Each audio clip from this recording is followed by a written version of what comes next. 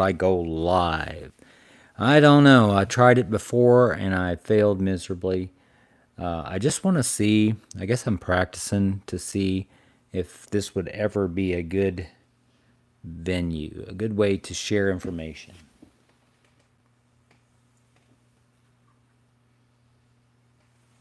And I don't know if it's going to be. Probably not. I don't know. Maybe on an individual basis if I'm trying to teach somebody something or help them with something.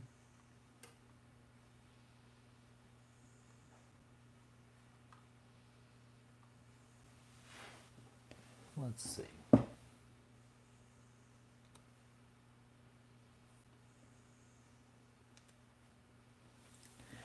But who knows? And why this time of night? Well, it is midnight. It's after midnight here where I live. So, but west of the Rockies, I mean, well, it's somewhere around 10. And I guess in California it's 9 something. But in Hawaii, that's 9 p.m. But in Hawaii, I think it's if you're in Hawaii, maybe you could watch this at a reasonable hour. Usually, when I do live, I don't I don't actually leave it up on the channel because lately it's been just a big mess. I've dropped the camera. I've knocked things over. It got real boring. So we'll just see how this goes. It may be something that, like I said, in the future I could use it to help somebody work on their clock in lifetime. I don't know if anyone would be interested in that. So what the heck? Why did I get this? Well, I really like copal flip clocks. That's my main thing. But for some reason, I've gotten into Bulova clocks. And I didn't mean to, but I've got several now. And this one, I've kind of wondered what it was all about. So this is hot off of eBay. And you can see it's pretty dirty. It's scuffed up. So I have a feeling it's going to clean up good. I think that's just grime, which is really disgusting. This is the first look, so I've never looked at one of these, and I say that, but I've been doing this for a while, and wouldn't surprise me if some time in my life I had done something like that. I just want to see if that's just grime. Gosh. Oh my goodness, this must have been a kitchen clock. That's grease. All right, so I don't want to get into that right now, but that's just a thick layer of grease. So what do we got? We've got the Bulova B5410 series, 120 volts, 60 hertz, made in Japan. Of course, this had nothing to do with Bulova except for the name. And I think last time I plugged this in, it was working. And there's the whirligig going right on.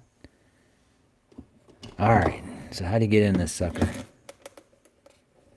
And often, since you guys are joining me here, often I'll take the clock apart the first time, not on camera, because you don't want to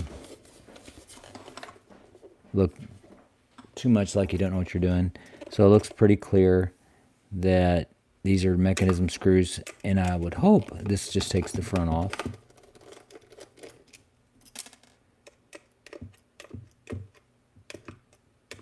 It's hard to look through the camera and do stuff like this. I'm going to try to just look what I'm doing.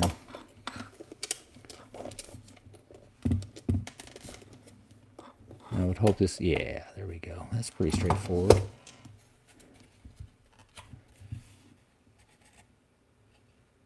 So you're looking at this. Wow. Yeah, I can tell nobody's really messed with it. You can see right here. See that? That's just grime. I don't want to wipe it with my finger. I want to get this front piece off. Hopefully.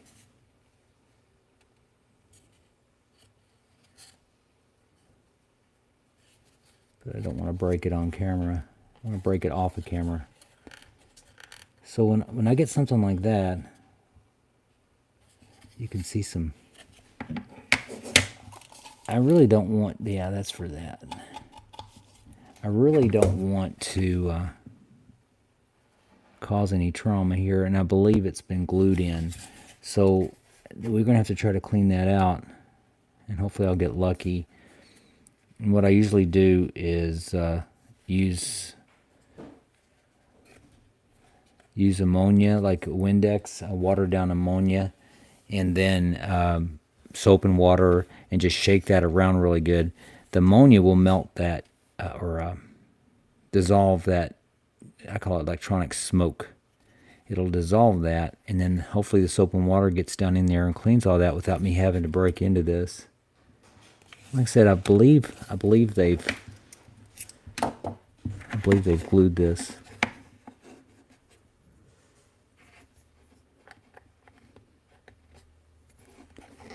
Everything giving it all. So that's what I'm going to try to do with that.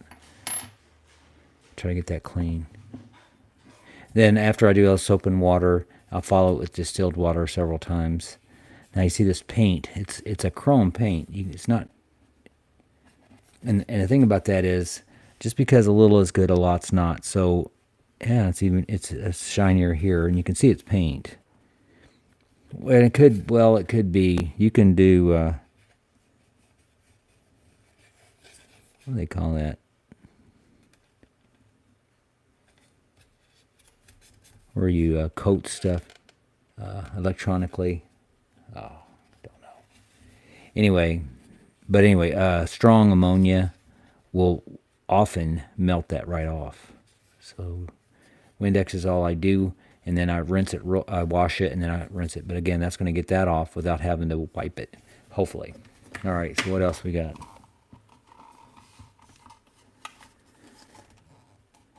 Yep. Now I'll go ahead. Have we powered on? Nope. All right, I don't even know if this flips.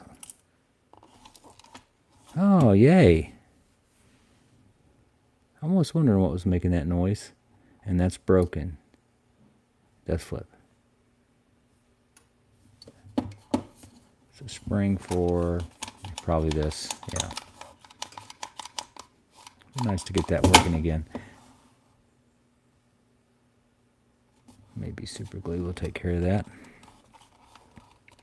We got our dim neon glow bulb. Original, you can tell the age there.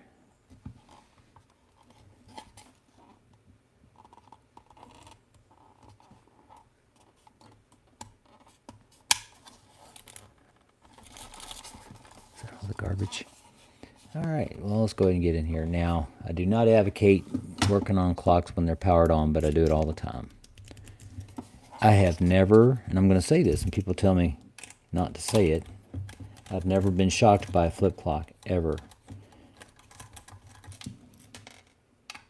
And I'm not superstitious, so I don't believe me saying that is going to make it happen. I believe it's unlucky to be superstitious. So I'm not superstitious.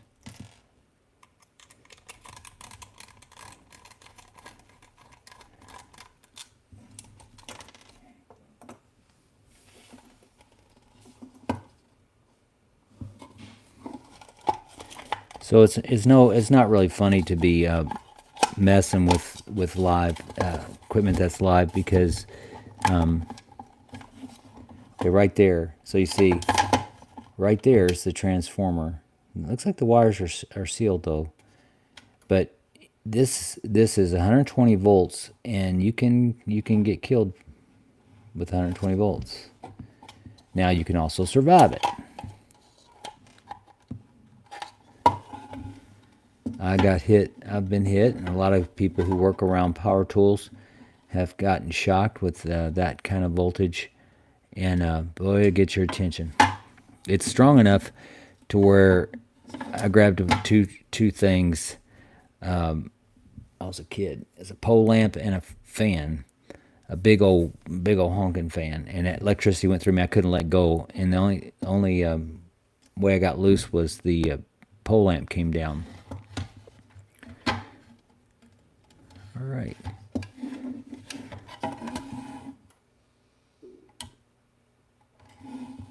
And these little workhorses here, you can see the little rotating thing here. They do well. I've had several Bulovas, and they have that similar mechanism. Fairly quiet. So what would I do here? Really clean up the outside. Let's power down. We're going to clean out the outside really good. See if we can get all that off there. Clean out the front. This is in good shape. Maybe clean the tiles.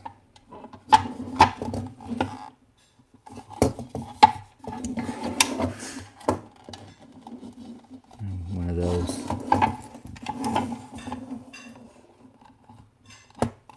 So the cord securing thing there, it's always a challenge to get that out and get it back in and get it out without chewing it up, without scarring it up. And I kind of need to do that to really get this clean. I could get away without it though. I'm inclined to do that, so I would put this in a baggie. And look at that. That black stuff. That all needs to get cleaned out. Now, where's my spring go?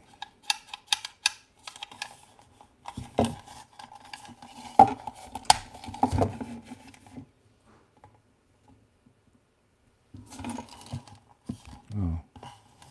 Okay.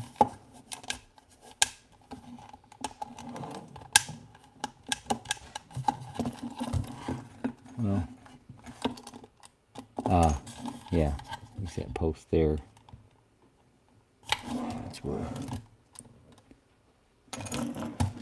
That's where this goes. I don't know if gluing that's going to let it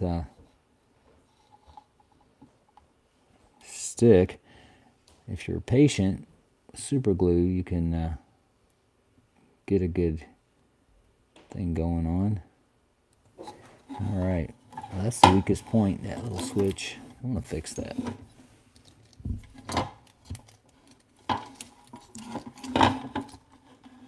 Bulova. What does that say? Watch Company. Bulova Watch Company. You see that? Let's see. Right there. Bulova Watch Company. No jewels, unadjusted. And I've talked about that before. What does no jewels, unadjusted mean? Jewels, and again, you probably know this. A lot of you folks know this.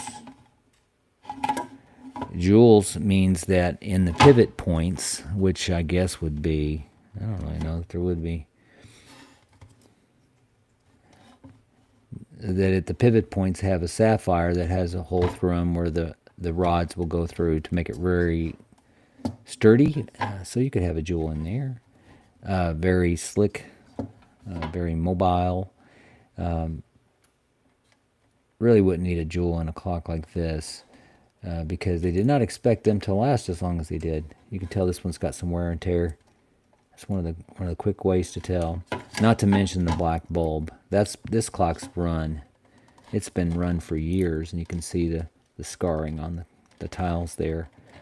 But so no jewels. Of course, there's no jewels, and a lot of clocks say no jewels. And then unadjusted. I don't know if that's a standard where you have to say if it's an adjusted watch or a clock. Interestingly, when I get people from other countries, they'll call these, it'll translate back over as watch. In Japan, I know they use the same word, clock and watch, kind of the same thing. But unadjusted, adjusted watch, an adjusted watch would be, let's see, here's a flip clock watch. An adjusted watch, this isn't adjusted, I don't think. Adjusted would be that they set the time to where it would work in different positions. So an adjusted watch has been manipulated. My watch is off significantly. I haven't worn this in forever.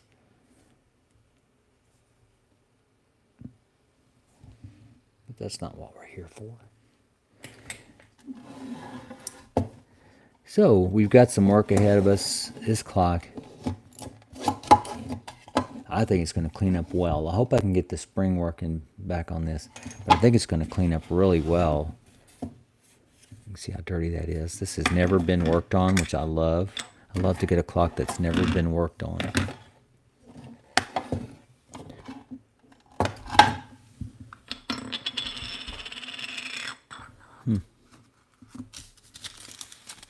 Wondering where the time set is. It's a smooth flipper.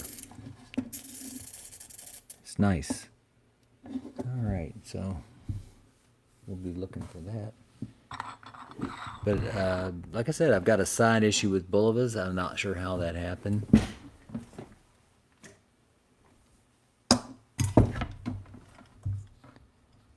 Had to do that.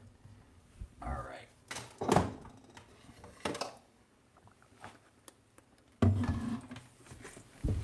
There's one of these. Look at that. Dust. There's one of these on eBay right now. And man, this is embarrassing. But this one still works good. Just got to clean my clocks. All right. And I've got a couple others. Don't know why.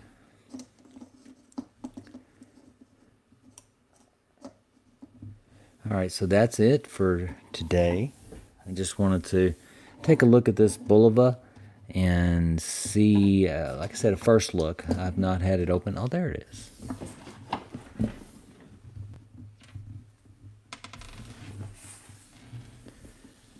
Just take a first look at it with you, and like I said, we're using this.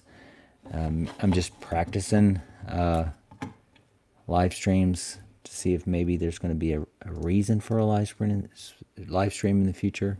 I highly doubt it. But there it is. I know everybody's sleeping now. Well, not everybody. We've got 3 people live. Thanks for joining. Maybe this will help you go to sleep.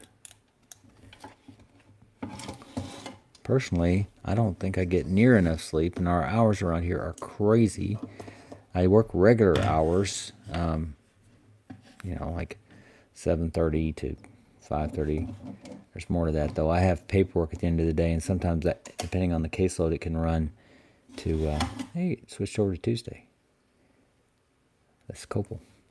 Sometimes I can be up until midnight or 1 o'clock doing paperwork. This is one I'm going to do a video on, a real video. The Copel 229 in yellow, which I've been looking for this for a while, and I've had it for a while. It was featured in a Quentin Tarantino movie. That's when I first realized I needed to get it. It's kind of funny that the time flips over about 12:30, and it's sufficiently loud enough to wake you up. What was that? All right. I am testing to see if you are actually reading the chat. Well, I read yours. I don't know if anyone else has said anything. If I did, I missed it. So that's actually cool. I appreciate you testing that, because I wasn't sure. I've got a computer open over here, and I thought, well, I would have to keep looking over there to see if someone was chatting, but it pops right up on my screen when someone enters something. So thanks for doing that. That's actually kind of curious. Interesting. All right, so that's that. If there's no questions, I mean, I'm not sure what you would ask. Why are you doing a boring video in the middle of the night? Well, that's it.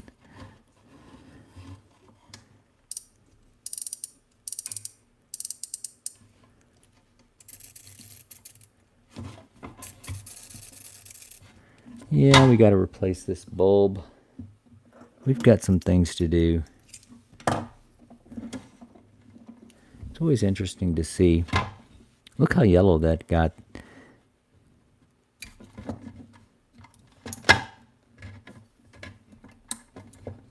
It's like a little bug. A question I get often is, why don't you just replace them with LEDs, these bulbs? And I say, well, why don't you just get a clock that doesn't flip, maybe a digital one? I just don't get it. Why would you get a vintage clock and then turn around? You know, that'd be like saying, okay, I'm going to get me a flip clock, but I'm going to take out all these tiles and put in a digital readout here. Doesn't compute. Doesn't make any sense to me. Now this is nice. I have a vintage jet set. $2, about 15 years ago. Yeah, I've looked at jet sets before. I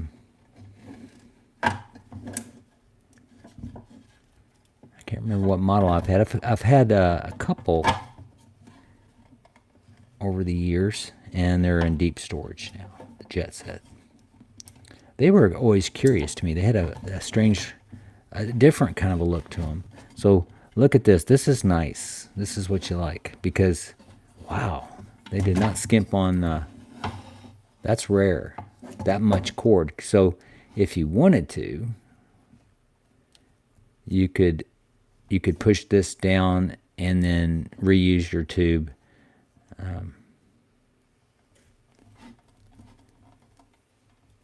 Let's see.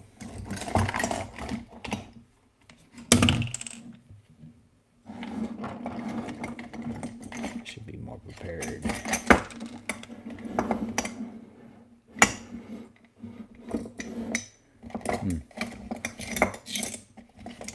Let's just try this. So you have to release this. It just gets tight over the years.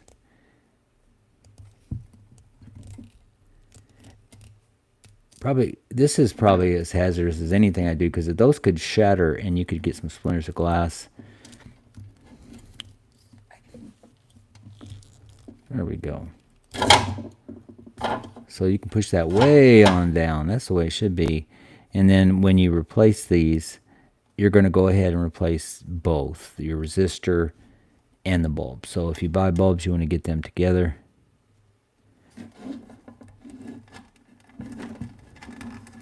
You see, one of these leads had a little plastic tube on it, because otherwise these would short circuit. So that's down in here. Like I said, I probably will replace all that stuff. Yeah, it's stuck. But it's nice. It's nice to have this much, because I'll just cut this off and then replace it with my new tubes. Get all that off of there.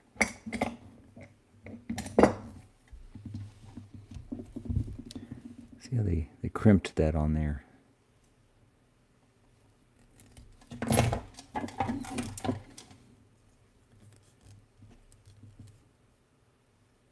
They both had tubes on them.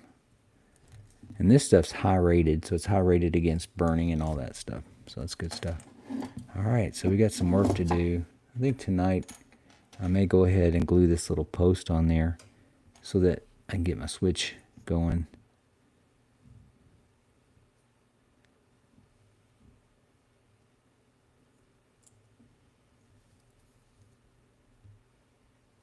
Yeah, I'm going to glue this post on there.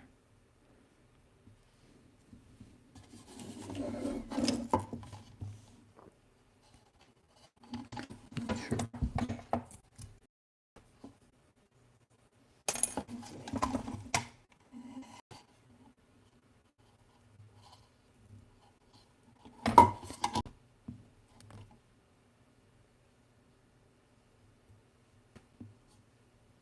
Guess it's just oriented that way. Don't know. So this, all right.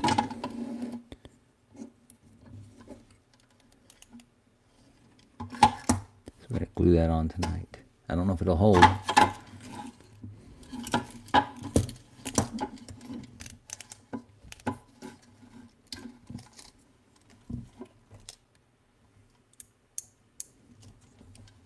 I dropped that spring, and it's in here somewhere. Okay. Can't power it up now. Oh, there it is. Shoot. All right. So anyway, that's what I usually do. What got you interested in flip clocks, CDC, vintage, and mechanical? Well, that's a good question because my favorite topic, of course, is I've been accused of is myself. I've also been accused of liking to hear myself talk.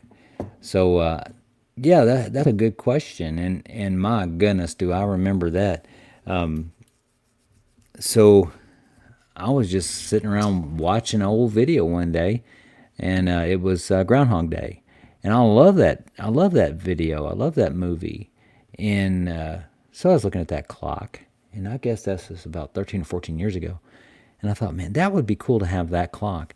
Now I remember when I was a kid, we were poor, and my friend had a flip clock, and I just loved it. I was just sitting there turning it, just thinking, man, this is cool. And finally they had to pull me away from it and said, stop doing that. And I think that clock was a wood grain clock, and I believe it was I should think it was a 6015, which is the Back to the Future clock. This way predated that movie. But anyway, so I decided I wanted to get a Groundhog Day clock. And people lost their mind because those things were selling, you could get them from $75, $100, and they thought $100 was ridiculous on the National Association of Watch and Clock Collectors. I remember them saying that they thought that was ridiculous.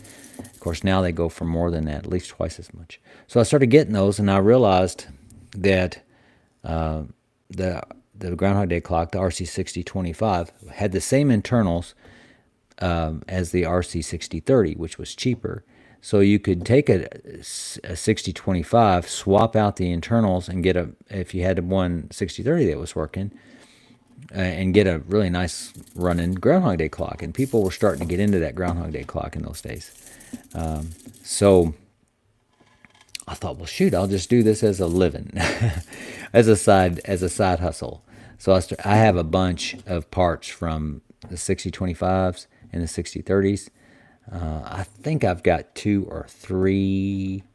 I got one decent Groundhog Day clock that's in storage. Kind of got out of those, and about 2 or 3 more. And then I've got like multiple cases of the 6030s, multiple parts. And so after that, I started doing that, and I would fix up clocks. I had sent them out to China and Russia. They have a hard time getting them over there. Someone who really wanted a Groundhog Day clock. And then I started just learning more about them. And my early videos, which I've still left on here, they're very cheesy. They're poor quality. Hopefully my videos are better now. And I just started learning more about it. Then the other thing, and I loved it. So what I started doing was I started learning about how to restore some of these things, especially in the copals where the motor stopped working, and how to oil those motors. So now I do believe I was instrumental in getting a lot of this put on the internet, and I do believe that. You can go back in history and take a look at that. But then I started a web forum, and we finally realized how to break these loose to where they would start working again. And then then it was on. Then I started just collecting, and I loved collecting. But again, in the early days, I would put alcohol in here because it didn't seem like oil would break it loose. And then the alcohol started causing problems, and it isn't the way to go. And I wish I knew the videos that said alcohol, but sometimes these won't break loose. So I've resorted to WD-40 because that seemed to be the only thing that would break it loose. Now people, they hate it when you do that, but they're against it. But then there's I got a rim oil that works really good. Got to get some kind of oil with a solvent. So like the rim oil, which is a gun oil, is really good at breaking things loose. And then you follow with another. There's my rim oil. Follow with another oil, a better quality oil. So that was it. We started learning how to get these going again, and I started publishing those on YouTube. And I made some enemies because there was a couple people online who restored clocks for a living. And I had one in particular who it seemed like his goal was to shut me down. He came on, and he came on and tried to shut us down. 3-in-1 motor gun oil, or no, 3-in-1 oil. Yes, that 3-in-1 is a really nice oil for this. It's a light oil. It penetrates real well. So I know a lot of people who use that successfully in their clocks, and that's an old school oil, but it works great. So anyway, that's how I got interested in it. And like I said, we did pioneer a lot of things about the restoration. People got over the fact that I was giving away some secrets. Again, how cruel not to tell people you could just put some oil in there. Now, the problem I've run into is that people think that's going to solve all life's problems, and they try to oil their clock, and it doesn't fix things because there's a lot more to going on in here than just that. So, and then the other thing, and I hate to say this, but I'm just going to say it. I want people to be able to fix their own flip clocks if they can. Now, how do I know if you can or not? If you're not a person who likes to take things apart, it's not a good thing to start on these and think that everything's gonna be great. So if you're not a tinkerer, I wouldn't mess with your clock. And that's why those people who are into restorations, they're gonna always have business because not everybody likes to take things apart. So I think those guys eventually calmed down and realized I'm not really a threat to their business. But now I just have a lot of fun. I love flip clocks. I love messing with them. I think the thing that I've done recently, which I'm going to have to back away from, and hey, if any of you are, I know one in particular is going to hear this. I'm not talking bad about you, but I fixed a couple people's clocks recently, just right in a row, and it's kind of wore me out because one in particular, and Laura, you know who you are. No, that clock about kicked my butt. And so I was spending a lot of time fixing people's clocks, and I do it for free because I'm not a business. I'm not going to register as a business, and I'm not going to get set up for that. But they ship it in, they pay to ship it back, and I work on their clocks and make videos about it. I enjoy that. Now, the only time I'm going to do that in the future, and I've promised my wife this because it's consuming a lot of my time, if there's a clock that's very interesting and I really want to get my hands on it. So there was one in my previous videos, the AP28. Well, I was going to take that. The guy was really challenging me. He's like, well, I dropped it and it's all messed up. And I was like, oh, I can fix it. And we did. We got it fixed again. Now, the downside to doing that, especially if it's a guy you're helping, we're getting to Psychology 101 here. If it's a guy you're helping, now, if you've watched any of my videos, I feel like I'm kind. I'm not saying, look what this dummy did, I might be thinking it, but I'm not saying it. I don't want to make anybody feel bad. But the guys, you fix their clock and send them back, not all of them, but a lot of them, then they don't talk to you anymore. And it's like you've hurt their feelings somehow. Like they thought for sure you couldn't fix it, but there you fixed it, and it made them look bad. And that's happened. And so I'm really trying to be sensitive to that. I don't want to hurt anybody's feelings. But the other thing I'm doing, like I said, I'm going to take a break from that. Unless somebody's got a really interesting clock, I need a break because I've got clocks, and you should see behind me. I've got some that are stacked up there that I need to kind of go through and get them working again. But that's a long answer for a short question there. People will ask me, "Are you selling the clocks?" And I say, "Well, someday they'll probably get sold. I mean, I'm not going to live forever, but." No, I don't sell any of my clocks. I'm not into that. I'm into the collecting of them, and I do have too many. I have so many that I don't even remember what I have, and that happens. I'll go down in the basement. I say, "Oh, I forgot I had this." I had a new inbox RC6030. Again, the wood grain version of the 6025 is new inbox, and it was down there. I was like, "Well, what in the heck? I don't even remember. But maybe I'm buying these things in my sleep." I don't remember. I think someone broke in and put that in there. Yeah, whoever did that, thanks a lot. But so I've got things I don't know I have. And again, is it a sickness? Of course it is. But it's a very relatively innocuous sickness. And the cool thing is, and this is how I sell it to my wife, the cool thing is if I pass, if they use their head, and I keep telling them, if I go and you guys need to liquidate, you need to stop and realize what I've got here. they're going to have some stuff. They're going to have some money in these clocks. Some high dollar, some not. I mean, but that's the way it is. And so here we are. Like I'm sitting in the corner of the living room. This is Flipclockfans Studios, and so if you do a little look around here, this is kind of what I do. These are their valuable clocks up there. They some of them. Now there's some that I just like. So those two up there is a Cifra 3 and a Cifra 2. Those are expensive. There's 3 Plato types. There's these New Havens. There's thank you, Howard Miller. Over there are some 50s clocks, the reproduction of the Platos. So we've got a lot going on here, and there's a lot of money in these clocks. So I'm not saying that to brag. It's just that's what I've collected, and that's going to be worth some money someday. That there's the Sony. Sony said that was the first digital flip clock radio, and they advertised that for so many years. Then they had to take it back because there was other digitals. There were rolling wheels, but this is the Sony Digital 24, the first flip clock radio. It's got the pillow speaker, the birds sitting on the pillow speaker. It's even got a cloth, a cleaning cloth, which is rare. And then I get other weird stuff. My kids know I like birds, so they make me birds.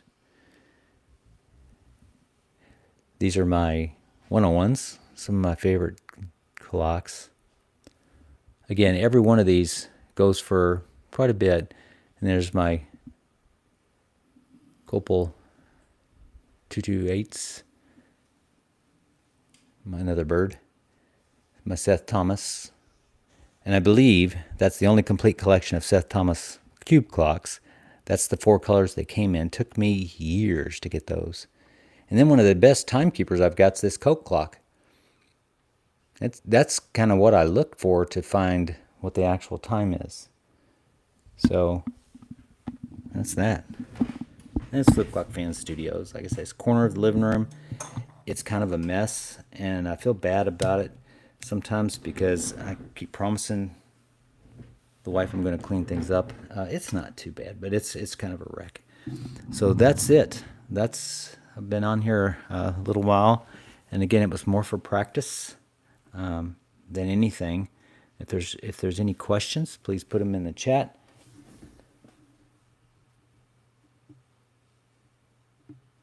Oh, I missed a couple questions. It says, how many clocks do you have in your current collection? I don't know. And so, you saw a bunch here. What is about 40 clocks in front of you. There's a stack of clocks behind me. There's some that we actually use in the different rooms of the home. Then there, down in the basement, there are no less than about 150 working clocks, and I had them all counted at one point. But they come. They don't go. I was going to say they come and go. They come, and they don't know when to leave. So, but then besides that, I've got tons of parts. So I've got totes full of clocks in different states of disrepair. Okay. So let's see. Anything else that I missed?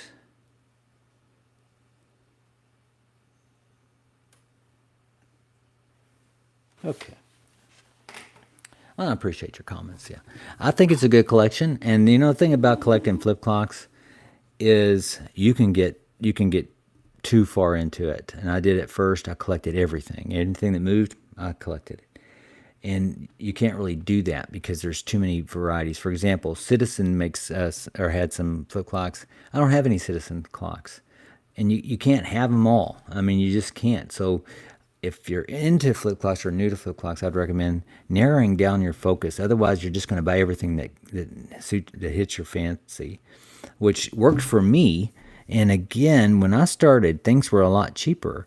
So it would be hard to replicate my collection without spending a small fortunate because some of the clocks I got, they were very cheap. And again, back before we started talking about how to fix these things, people say, oh, it doesn't work. Put a couple drops of oil, now I got a working flip clock, So then people got a little wise to that. And now on eBay, you're looking at vintage clocks and they start pricing them real high, $100 plus. But when I first started, you could get them for $30, $40.